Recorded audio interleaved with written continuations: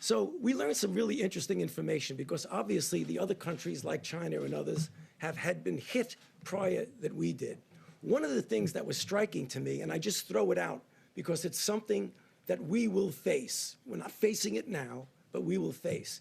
Our Chinese colleagues are very concerned because they went through the entire cycle of the curve to come down. And they have very, very few cases. But what they're starting to see as they're relaxing the constraints on travel, that they're getting imported cases. And they wanted to warn us that when we get successful, make sure you very carefully examine how you're going to release the constraints on inputs. So I know we're going to be successful in putting this under control, but I think we're going to have to remember we don't want to import cases in.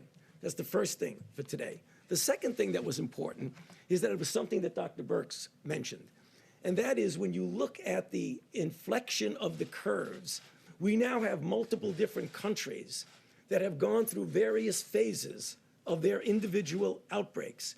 And you could learn something from them about where you are in your own outbreak. For example, when China went up, what happened is they just didn't turn around. They went from going to, I'll just take an arbitrary number, 500 new cases a day. The next day it was 1,000 cases, then 1,500, and then 2,000. But once the number of new cases each day starts to flatten out, that's when you get to that point where the inflection goes down.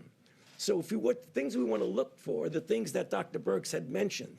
That doesn't mean you declare victory when it does that, but you know you're at least on the way to where you want to go. And I think that's really very important. The third and final thing that I think gets back to the question that many of you in the audience have asked of us is about, would this possibly become a seasonal cyclic thing? And I've always indicated to you that I think it very well might. And the reason I say that is that what we're starting to see now in the Southern Hemisphere, in Southern Africa, and in the Southern Hemisphere countries is that we're having cases that are appearing as they go into their winter season.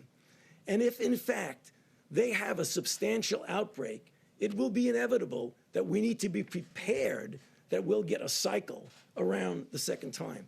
What does that mean for us in what we're doing?